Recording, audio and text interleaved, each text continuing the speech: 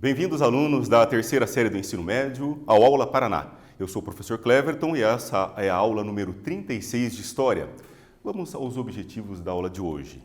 Nós vamos compreender a Revolução Chinesa e a ditadura de Mao Tse-tung. Antes de iniciarmos os nossos trabalhos, não se esqueça de clicar no link das suas atividades, preenchê-las e postar as atividades, porque elas também contam a sua presença.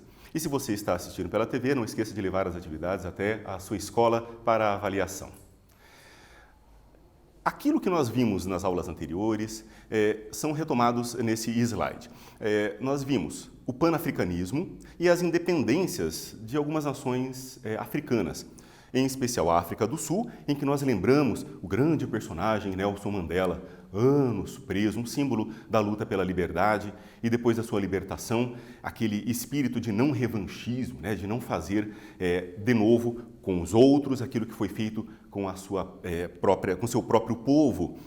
A independência da Argélia, bastante violenta, a independência do Congo e os conflitos civis, e a independência das colônias portuguesas. Uma independência bastante tardia, e é importante que você lembre disso, os vestibulares podem te cobrar, que a independência tardia das colônias portuguesas é devida àquele processo autoritário do governo do Salazar em especial. Que esse governo autoritário em Portugal vai terminar com a Revolução dos Cravos em 1974.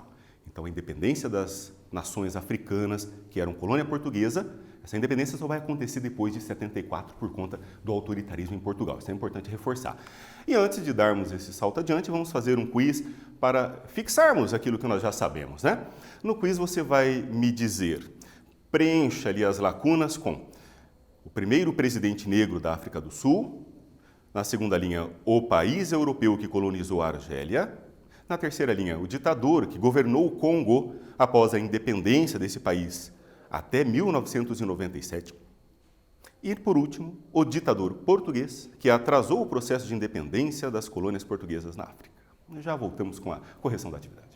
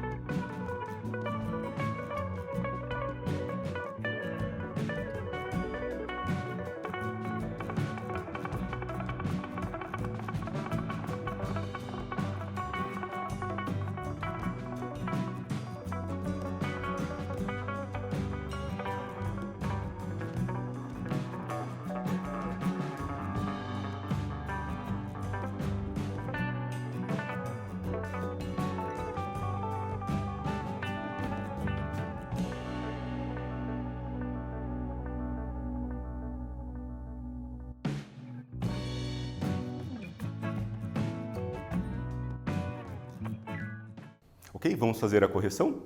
As respostas corretas para esse quiz seria Nelson Mandela, o primeiro presidente negro da África do Sul. França foi o país europeu que colonizou a Argélia. Mabuto é o nome do ditador que governou o Congo após a independência e até 1997. Antônio Salazar é o ditador português que atrasou o processo de independência das colônias portuguesas na África. A problemática para a aula de hoje é a seguinte: tentaremos analisar como uma revolução popular comunista que acontece na China acabou num regime duro e autoritário sob o governo de Mao Tse-tung. Lembre-se, não é nunca uma única razão que encaminha as causas e os efeitos num processo histórico. São sempre causalidades complexas. E vamos analisar algumas delas dentro do limite que a nossa aula permite. A princípio, o professor traz a seguinte imagem. É uma cena do documentário A Grande Fome de Mao, sobre um período da história chinesa que seguiu a Revolução, já sob o governo de Mao Tse-tung. O professor lembra que há várias narrativas sobre os fenômenos históricos. Cada evento, cada personagem histórico está sujeito às análises do futuro. E um documentário, assim como um filme de ficção, não é um reflexo da realidade, mas é uma leitura, em especial quando se trata de um fenômeno passado. Os documentários ou os filmes, assim como também as charges ou mesmo uma fotografia, elas falam muito mais sobre o tempo em que foram produzidas e sobre aqueles que as produziram do que sobre o fenômeno retratado. É sempre uma visão e está sujeita à análise. China foi, a princípio, uma monarquia.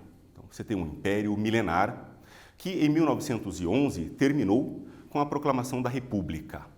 Sun Yat-sen proclamou a República e ele criou o partido Kuomintang. Então, o mais importante aqui é o seguinte: você tem uma perspectiva liberal do século XX pela independência. Estamos inseridos dentro aí dos processos de independência que varreram praticamente o mundo colonial durante o século XX. Então, é uma perspectiva de criar-se soberania. Lembre-se da independência, né, daquela autodeterminação dos povos que falamos já em aulas anteriores. Isso na China significou a composição de um grupo político sob o partido Kuomintang. Após a independência, houve uma guerra civil pelo controle do poder dentro do próprio partido.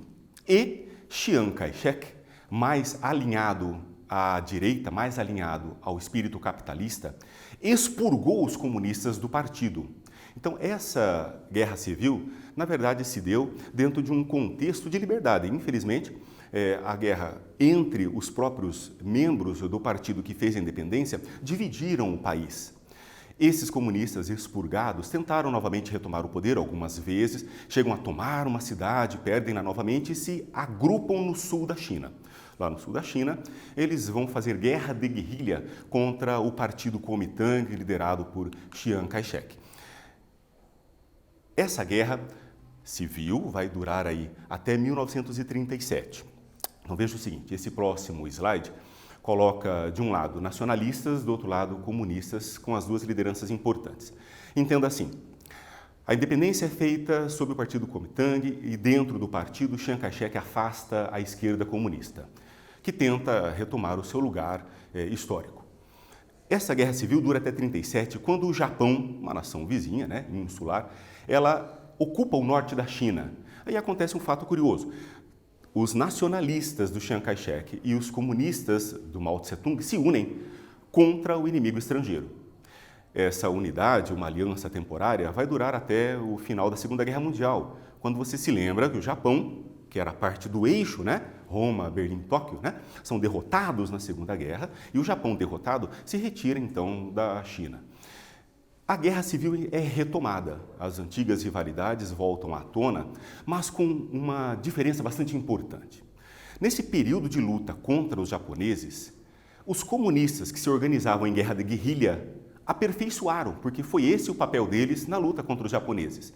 Ou seja, ao final da Segunda Guerra, quando se retoma a guerra civil chinesa, comunistas, né, contra os nacionalistas do Chiang Kai-shek, Os comunistas de Mao Tse-tung estavam aperfeiçoados em suas técnicas de guerrilha e vão usar essas técnicas contra o governo que os estava oprimindo novamente.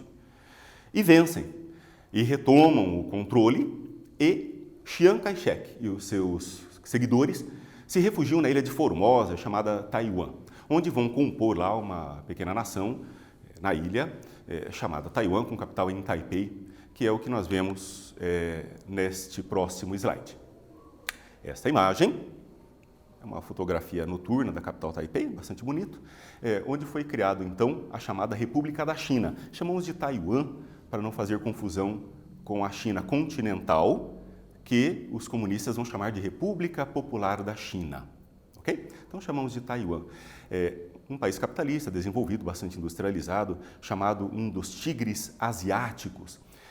Tigres asiáticos porque fez um grande salto, né, de desenvolvimento. Esses 4 países inicialmente chamados de tigres asiáticos, Taiwan é um deles, ok? Então é assim que termina. Inicialmente você tem lá um conflito interno dentro de um partido, se torna uma guerra civil e já em 1949 resulta na divisão da China. Embora você consultando o teu material didático ou outras fontes historiográficas, você vai perceber que Chiang Kai-shek se dizia ainda o legítimo representante de toda a China e que o seu poder teria sido usurpado, né, por Mao Tse-tung.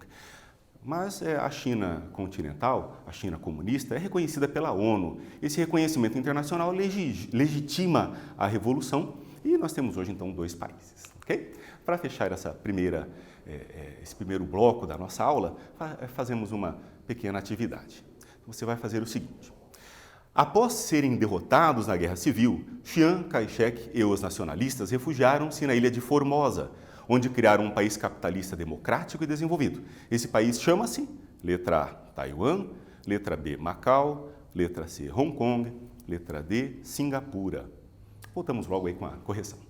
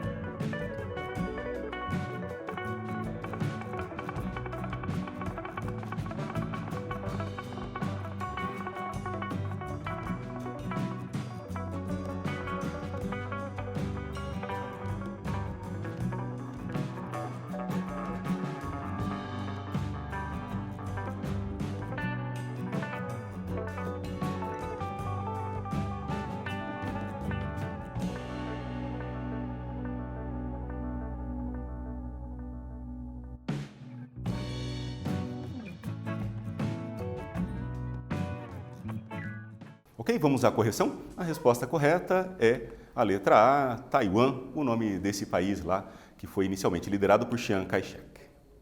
A China comunista, então, na liderança de Mao Tse-tung, se desenvolve como um país bastante fechado de início, onde são feitas as reformas para a planificação da economia. Você tem aí uma proposta socialista desde o início, né? Já o Mao Tse-tung liderava aquele grupo comunista que lutou contra o Chiang Kai-shek, então ele já tinha uma perspectiva de criação de um país. Nós aqui estamos em 1949, né?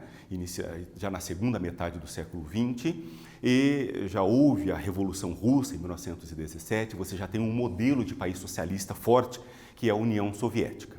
Bom, acontece o seguinte, nós já vimos, quando tratamos da União Soviética, que em 1953 morre Stalin. Com a morte de Stalin, houve uma mudança de perspectiva na política externa na União Soviética. Aquilo que o Nikita Khrushchev, que vai governar até 64, né, ele vai chamar de coexistência pacífica. Assim, um degelo das relações do mundo capitalista com o mundo socialista. Essa proposta não foi bem vista por Mao Tse-tung, que rompe progressivamente, a partir dos anos 60, vai rompendo relações com a União Soviética e estabelecendo um regime socialista bastante próprio, com características particulares dentro da China. O professor cita aqui um historiador, Steve Levine, que diz o seguinte, Mao Tse-tung, Mao acreditava ser o legítimo sucessor da ortodoxia marxista-leninista.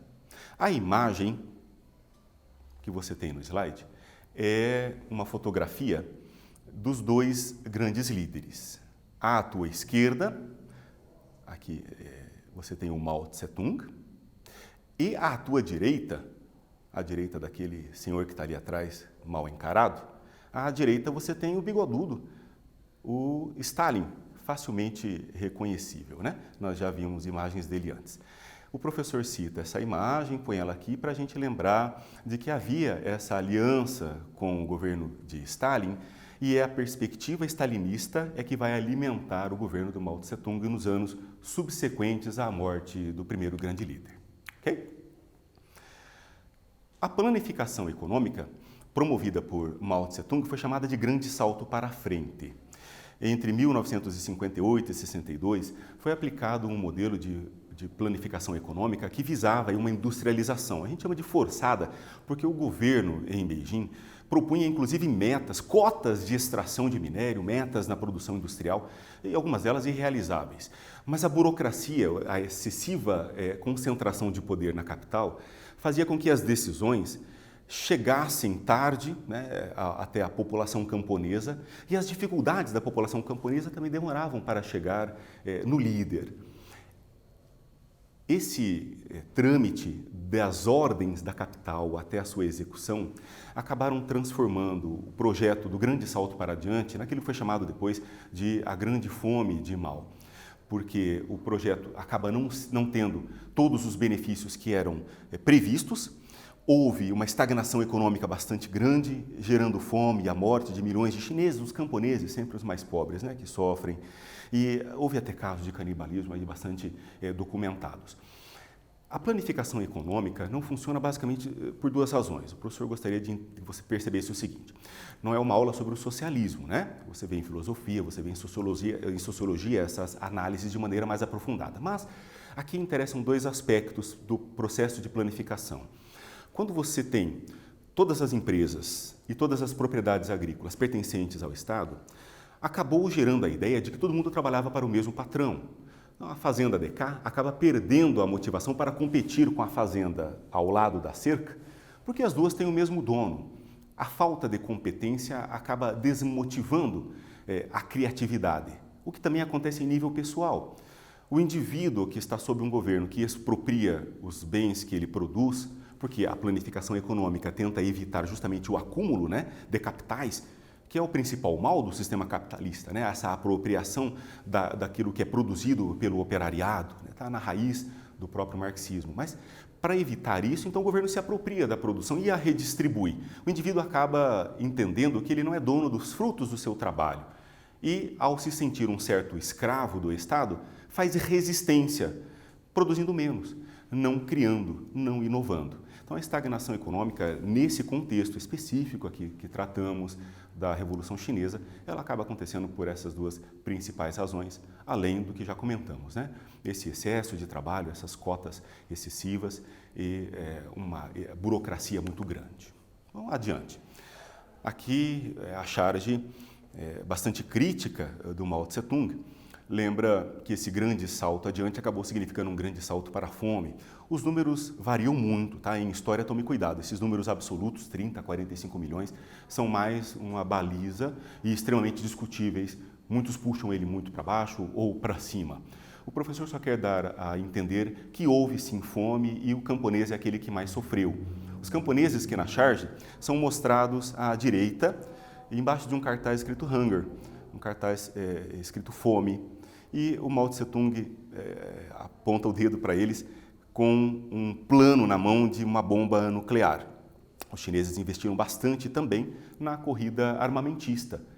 Não fugimos, não estamos fora do contexto da Guerra Fria, né? A corrida espacial, a corrida armamentista, aqueles conflitos ideológicos, eles continuam acontecendo.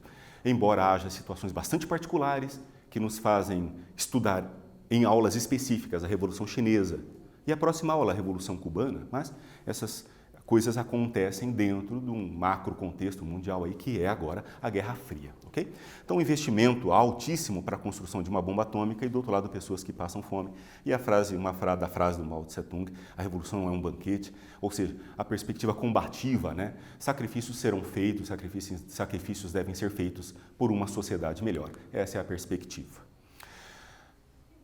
Dentro desse mesmo ponto de vista, os laogai, chamados campos de concentração, são chamados campos de trabalho forçado, para reeducar os intelectuais que não compartilhavam as perspectivas evolucionárias.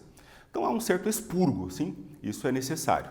Quando você pensa que houve uma revolução e essa revolução queria criar uma nova cultura, essa perspectiva, é claro, vai excluir aqueles que se negam. Em particular, no caso da China, são chamados laogai, esses campos de trabalho forçado, para onde foram mandadas aquelas pessoas que ou cometiam delitos comuns ou se recusavam a seguir a cartilha que era determinada pelo partido. Infelizmente, foram muitas pessoas, aí alguns milhões de indivíduos enviados para esses campos de concentração. Há bastante especulação nos dias de hoje, mas até os nossos dias, até a contemporaneidade, há ainda a perspectiva, ou pelo menos a crítica, de existirem ainda alguns resquícios desses campos de trabalho para a reeducação de pessoas, envolvendo na China os uigures, que é uma população chinesa de religião muçulmana. Essa perseguição aos uigures, ela é volta e meia, né, documentada aí na mídia, e vale a pena fazer uma certa pesquisa para você se envolver também na história que está acontecendo hoje nos nossos dias. Retomando, esses campos chamados laogai, nesta imagem que o professor mostra aqui, para a reeducação, é feita assim um trabalho de coletivização, né, do pensamento. Então, a reforma pelo trabalho, que é o que significa laogai, é aqui representada nesse documentário chamado A Trágica História dos Campos de Trabalho Secretos da China. Secreto porque, realmente, a documentação sobre eles é bastante restrita, né? E nós temos algumas informações graças aos documentos oficiais da criação desses campos aí já na década de 50. E a Revolução Cultural, um último tema importante para entendermos o que fez o Mao Tse-tung. Pense assim, o professor comentou já que você tem uma proposta de uma sociedade diferente e igualitária. Aqueles indivíduos que não se encaixam, eles não podem ser postos à liberdade de falar abertamente contra um regime que ainda está começando. As soluções para os problemas ainda não foram criadas. O grande salto para adiante foi um fracasso, né, o que coloca o Mao numa situação difícil diante do Partido Comunista Chinês. Mas a proposta continua. Os campos de trabalho procuram reeducar a população. Era essa a perspectiva maoísta. E a Revolução Cultural tenta, então, fazer duas coisas. Retomar o princípio de que o povo deve ser reeducado para que a revolução seja assumida pela população como algo necessário em vistas de uma sociedade melhor E, por outro lado, politicamente, recoloca Mao Tse-tung em boas graças diante do Partido Comunista Chinês. Dado aquele antigo fracasso, né, do grande salto para diante, agora a revolução, chamada Revolução Cultural, aí mais ou menos de 66 até a morte de Mao Tse-tung, em 1976, ela é implementada para fazer reeducação. A reeducação, infelizmente, acabou acontecendo no sentido mais negativo, que era evitar que opiniões contrárias fossem divulgadas. O professor traz aqui no slide uma citação de um historiador de esquerda, né, um historiador marxista, de natureza marxista, né, a raiz dele, o Erich Hobsbawm, justamente para analisarmos isso da maneira mais neutra possível. Ele diz que essa revolução cultural maoísta foi uma campanha contra a cultura, contra a educação, contra a inteligência, uma campanha sem paralelos na história do século XX. As humilhações públicas, os linchamentos e a formação de verdadeiras milícias de jovens, que foi a origem da Guarda Vermelha, já desde aquelas lutas contra o Chiang Kai-shek, né, ela se formou essa chamada Guarda Vermelha, o Exército Vermelho, mas essas milícias de jovens que foram doutrinados nessa perspectiva, ela foi bastante negativa até nos casos de linchamentos públicos, não somente físicos, mas de linchamentos morais. Pessoas colocadas em praça para serem ofendidas porque estavam trabalhando contra a ideologia oficial. Encerramos esse bloco com essa segunda atividade, que diz assim: pelo menos 45 milhões de pessoas morreram de fome, espancamentos ou trabalho excessivo na China entre 1958 e 62. O professor lembra que esses números absolutos devem ser tratados sempre de maneira muito cuidadosa em história, né? O professor já lembrou isso. Essas mortes foram causadas, letra A, pela estatização econômica do grande salto para frente, B, pela coexistência pacífica de Khrushchev, C, pelo modelo econômico neoliberal, D, pela abertura ao livre mercado capitalista. Ok, voltamos daqui a pouquinho e faremos a correção da atividade.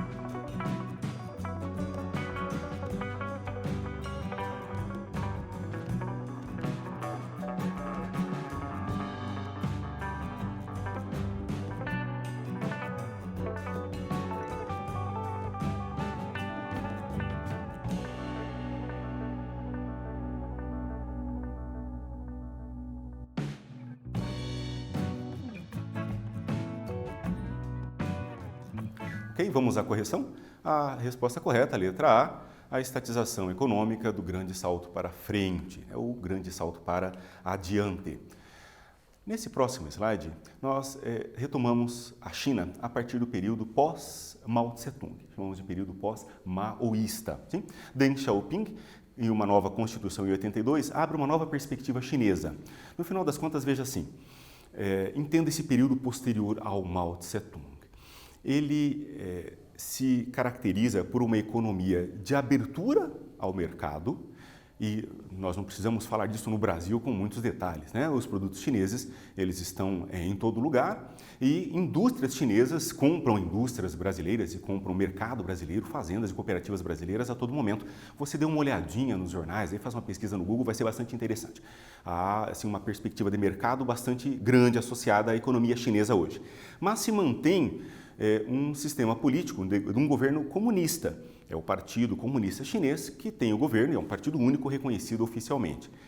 Infelizmente, esse governo lá dentro da China significa também ainda bastante repressão, ainda significa bastante ausência de liberdade de expressão, ausência de democracia, que muitas vezes é requisitada pelo cidadão chinês, significando sempre repressão. O professor vai lembrar alguns eventos relativos a isso. Acompanhe comigo. Aqui, em 1989, no mês de junho, uma grande manifestação de estudantes, trabalhadores e intelectuais na chamada Praça Tiananmen, ou Praça da Paz Celestial, em Pequim, resultou em muitas mortes e numa repressão muito grande. Esse pequeno GIF que você acompanha aí mostra esse cidadão chinês com sacolas de mercado. Não é uma bandeira, nada, ele está passando, voltando do mercado, sacolas de mercado, parando uma coluna de tanques. A cena depois, se você procura no link que o professor disponibiliza aí, e a secretaria vai disponibilizar os slides da aula para você, você procura no link, você encontra no YouTube todo o vídeo dessa filmagem. É uma coluna grande de tanques, ele sobe no tanque, pede para o soldado sair de dentro do tanque e não fazer essa repressão que foi depois consumada, por isso é chamado o Massacre da Paz, da Praça da Paz Celestial. Esse cidadão é anônimo, até hoje não se sabe o que resultou dele, é um símbolo da luta desarmada, da não violência contra a repressão estatal. Nessa manifestação estava esse chinês chamado Liu Xiaobo. Ele também se tornou um símbolo da luta pela liberdade, porque foi preso um pouco depois disso. E em 2008 ele faz um documento chamado a Carta 08, onde ele também pede maior democracia, liberdade de expressão e uma abertura política na China. Ele também acaba preso e morre um pouquinho depois, ele tem um câncer na prisão e ele só é solto 2 semanas antes da morte, estava assim um câncer terminal que não foi tratado. É chamado algumas vezes de um Mandela chinês. É uma maneira muito ruim de se comentar, mas é isso. Alguém preso em nome de ideias, lutando pela liberdade, pela igualdade, em nome da liberdade de expressão. E que, ao contrário do Mandela, como ele não viveu num país que hoje é uma democracia, a China ainda hoje é um regime bastante fechado, nós não vemos filmes sobre ele, E o professor traz 2 imagens aí. Em 2008, já no final do ano, com a prisão dele, várias manifestações. E nesse próximo slide, a imagem em 2017, pela memória dele, porque já havia falecido. Liu Xiaobo foi um grande intelectual. Após o governo de Xi Jinping, essas coisas, como liberdade de imprensa, elas não melhoram.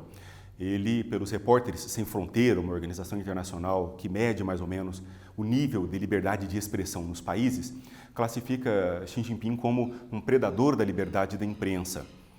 Dizem eles, a China de Xi Jinping é a maior prisão do mundo para os jornalistas. Nesse próximo slide, o professor põe uma imagem aí do Xi Jinping e a frase dele, que é bastante interessante e fácil de você perceber a perspectiva, Ele disse assim em 2016, os jornalistas têm de amar o Partido Comunista, proteger o partido, seguir fielmente a liderança do partido em seus pensamentos, politicamente e com suas ações. Ou seja, nós não estamos tratando aqui de alguém que diz que a imprensa deva divulgar a verdade, deva apurar a verdade dos fatos, negar as fake news, como nós comentamos tanto na nossa atualidade brasileira. Mas que a imprensa não faz mais do que o serviço de trabalhar para o governo. Então, essa perspectiva faz com que ele seja considerado um dos predadores da liberdade de imprensa no mundo atual. A atividade 3 retoma essas ideias. Liu Xiaobo obteve o Prêmio Nobel da Paz em 2010 devido ao uso da não violência na defesa dos direitos humanos na China. O governo comunista chinês, letra A, defende a diversidade de opiniões. B, combinou a abertura econômica com o totalitarismo político. C, resolve pacificamente os conflitos sociais. Ou D, criou a campanha Liu Xiaobo Vive. Voltamos com a correção logo mais.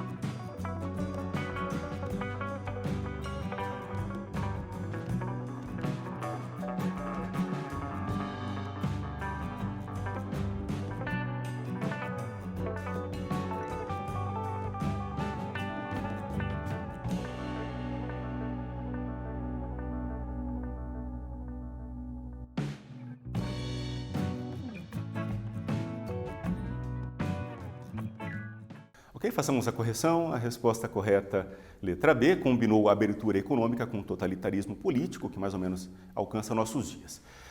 Ao final da aula, o professor gostaria que pensasse no seguinte: essa revolução, embora haja muitas razões, mas o regime do Mao Tse-tung endurece porque a repressão, na opinião dele, foi necessária para evitar que o passado capitalista voltasse à tona e o questionamento popular fosse diminuído. Por isso, a repressão e a doutrinação por meio da chamada Revolução Cultural. E também, um Estado socialista, com uma burocracia excessiva, dirige todos os meios de produção e decide todas as etapas do processo produtivo, né? Por isso, Mao dizia assim: estamos preparados para sacrificar 300 milhões de chineses pela vitória da Revolução Mundial, porque, na opinião dele, era um sacrifício necessário por um bem maior. Nessa aula vimos a Revolução Chinesa, a ditadura de Mao e o totalitarismo de Xi Jinping. Na próxima aula, retomaremos o chamado socialismo real com a Revolução Cubana. Muito obrigado. Não se esqueça, essa é uma aula de história. Qualquer semelhança com a realidade não é mera coincidência.